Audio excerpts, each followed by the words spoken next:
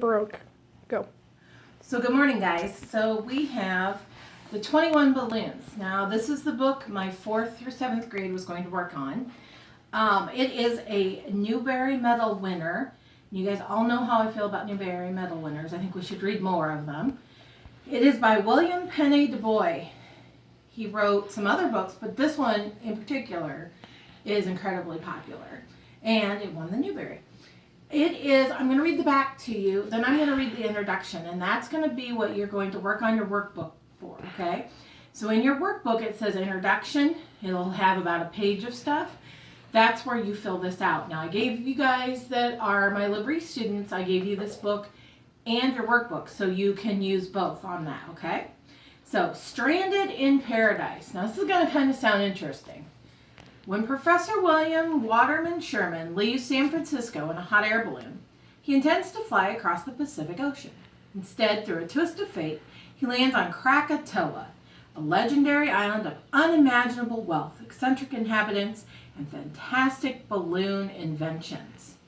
Once Professor Sherman learns the secrets of Krakatoa, he must remain there forever unless he finds a means to escape. Okay, isn't that interesting? We're all kind of stuck in our house, and he's kind of stuck on the island of Krakatoa. So, here's the book. Remember, cover, spine, back. It is produced by Penguin, it's published by Penguin Book. Penguin House, I think. And it is from, 1947. They've redone it a few times. So here's the first page. It's got a really cool hot air balloon on it. So I want you to think of some ways while I'm reading this book that we travel.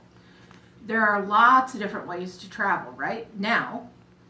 But back when William Sherman, Professor Sherman, goes to the island of Krakatoa, there aren't very many ways to travel. So, what he does is, he uses a hot air balloon. And we're going to find out all about this fantastic adventure. But today we're going to read the introduction, okay? The first thing we're going to read, though, is the author's note.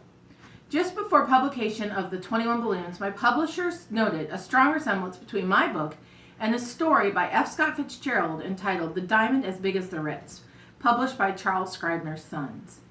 I read the story immediately and discovered to my horror that it was not quite similar as the general plot, but was altogether a collection of very similar ideas. This was the first I had heard of F. Scott Fitzgerald's story, and I can only explain this embarrassing and, to me, maddening coincidence by a firm belief that the problem of making good use of the discovery of a fabulous amount of diamonds suggests but one obvious solution, which is secrecy. The fact that F. Scott Fitzgerald and I apparently would spend our billions in like ways right down to being dumped from bed into a bathtub is altogether, quite frankly, beyond my explanation.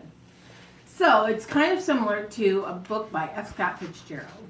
So first off, we're going to start with the introduction, and there is a picture of a man in a hot air balloon. There are two kinds of travel. The usual way is to take the fastest imaginable conveyance along the shortest road. The other way is to not care particularly where you are going or how long it will take you, or whether you get there or not. These two methods of travel are perhaps the easiest to be seen by watching 100 hunting hounds. One hound will follow his nose directly to his prey, another will follow his nose in a roundabout way to molehills, empty rabbits' holes, garbage cans, and trees, and perhaps pay no attention to his prey even when it happens upon it. A second way of getting around has always been pointed out as the nicest for, as you can see in the case of slower hunting hound, you are able to see more of what is going on in the world and also how nature is getting along. Not long from now in the atomic age, it is easy to imagine that travel will be tremendously fast.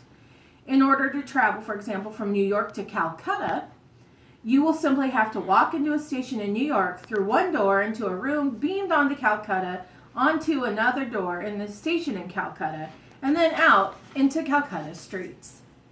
Don't we wish, right? Yep. It will take you no longer than it takes you to walk through an ordinary room, and you won't feel a thing. What will happen when you enter the room is that you will be atomically broken down into radio wave transmitted by radio to Calcutta and automatically and atomically restored upon being picked up by the radio receiver in Calcutta. The instant you are no longer in New York, you will be in Calcutta in the same way as the instant a man's voice leaves a radio station, it can be picked up anywhere in the world. This is an interesting idea, isn't it? Travel to any capital in the world will be instantaneous. For once man discovers the deeper secrets of nature, time and space will stop being paired together. You will hear of miles. You will hear of hours. But the expression miles per hour will be most old-fashioned.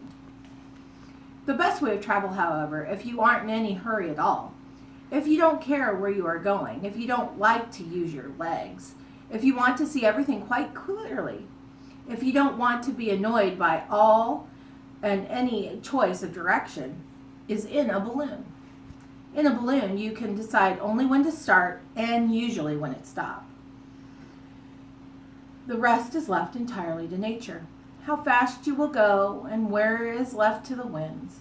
It is a wonderful way to travel, particularly if you want to travel from your home to school.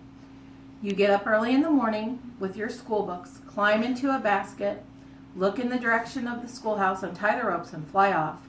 On your way, many delightful things can happen, such as A. The wind will be calm and you'll never get to school.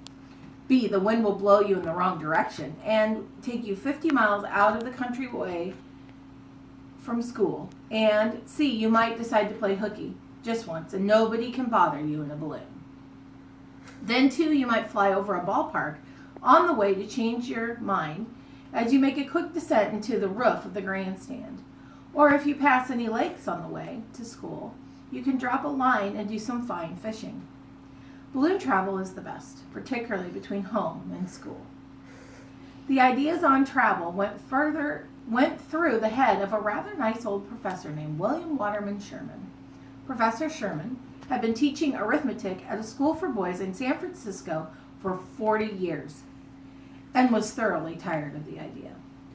At first he thought of balloon travel only as a wonderful way of going to school because he was so tired of teaching.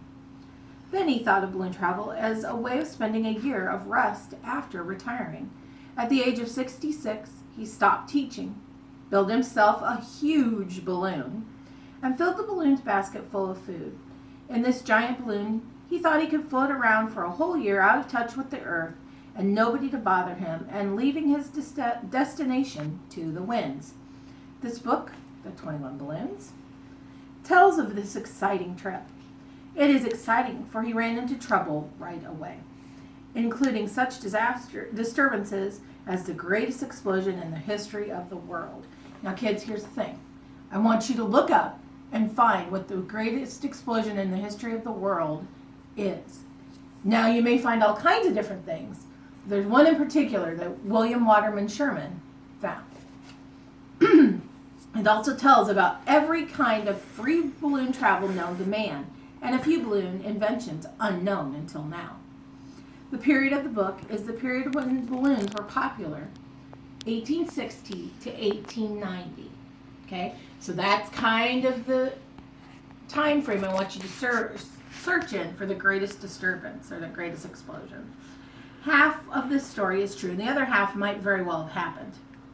Some of the balloon inventions in this book were actually built with success. Some were designed by famous balloonists who didn't have enough money to build them and try them out. The others might have easily happened too. The part about the Pacific island of Krakatoa is true.